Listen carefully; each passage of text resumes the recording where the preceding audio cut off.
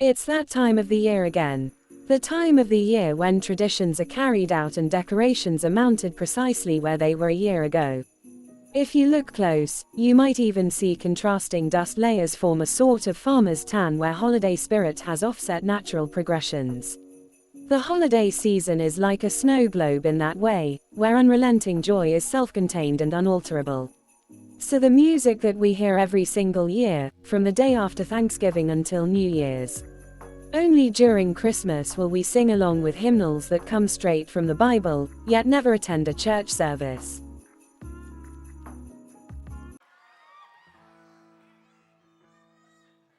Because no other song exists for the Jewish holiday, aside from the dreidel song, but who has stepped up to give that song any cultural relevance, Adam Sandler's parody song is taken semi-seriously as a contribution to the holiday lineup. In it, Sandler proceeds to list famous Jews who aren't necessarily actually Jewish and make the religion seem cool.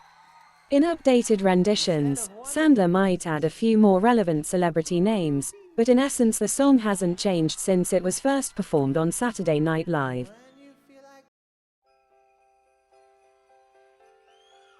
Only the boss can sing a tongue-in-cheek ode to the fat man in red and mean it.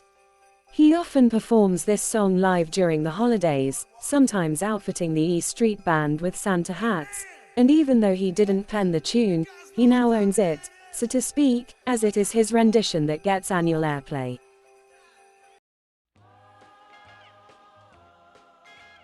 Back when rock and roll was a relatively new concept, it seemed like the freshest thing you could sing about.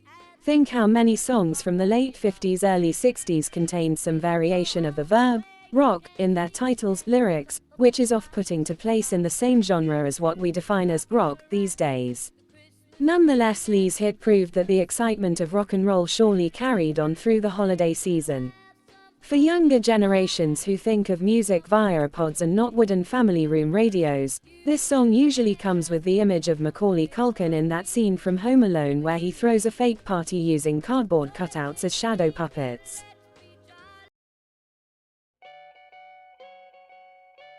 Another song devoted simultaneously to both the spirit of rock and roll and that of the holiday season, this song is still featured prominently on radio stations that go right back to playing Nirvana and Coldplay as soon as that big ball drops. In the late 50s, however, 1957 to be exact, this song captured the aesthetic of the time, with vocal harmony backdrops, jingle-jangling guitars, and a wall of sound Phil Spector would be proud of.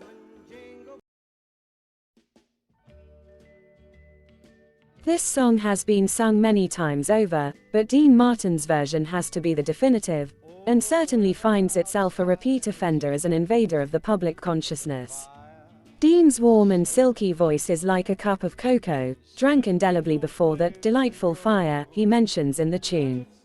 And there's nothing like that cloistering big band we only wish could populate the top of the pop charts once more. Thank you for watching my killer video this far. I hope you have been enjoying what you have been watching so far. For more of my videos, remember to click that subscribe button to be notified of my videos. Let's get on with the other half of this video.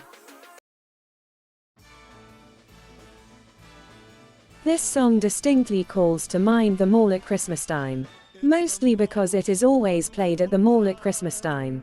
William's voice is a spectacle of plastic gleefulness unto itself, the likes of which could only be found elsewhere at AKB Toys, where you might even find this song playing as well, perhaps performed instead by the Jonas Brothers or Miley Cyrus.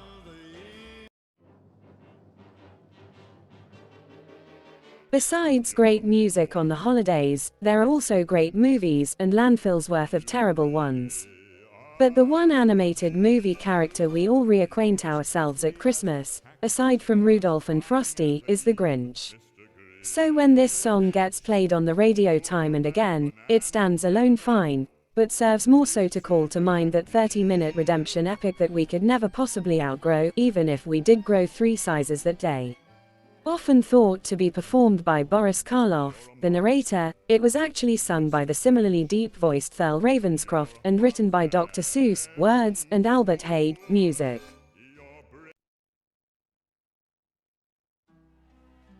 This song transcends its Christian context as a powerful piece of music that finds new ways to burrow into your heart with each interpretation that is Son's contemporary pop renditions. When Bing Crosby sings it, his deep booming voice commands you, while Nat King Cole's gently comforting voice adds an element of safety and assurance. But it is Perry Como's version, his cooing, sincere-sounding sentimentality, that adds a lugubrious quality. Whatever version you hear, the epic climax, striking like a beam of golden light from the heavens, effectively brings you to your knees, and not just because the lyrics explicitly dictate such.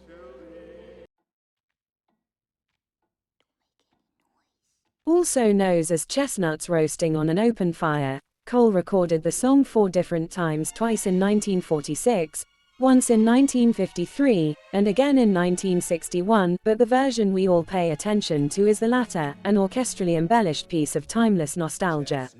When you hear that soaring string section in the beginning, there's no mistaking it.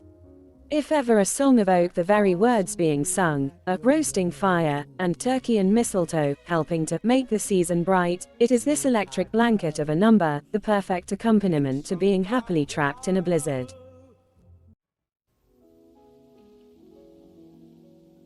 Perhaps the most referenced song in the holiday season, especially when it comes to weather forecasts, is this song written by Irving Berlin as sung by the bellowing Bing Crosby. It has, in fact, sold 50 million copies worldwide, the best-selling single of all time according to the Guinness Book of World Records. Its popularity, it transcends the very holiday on which it only finds itself played. Perhaps, in retrospect, a better name for the song might have been Green Christmas.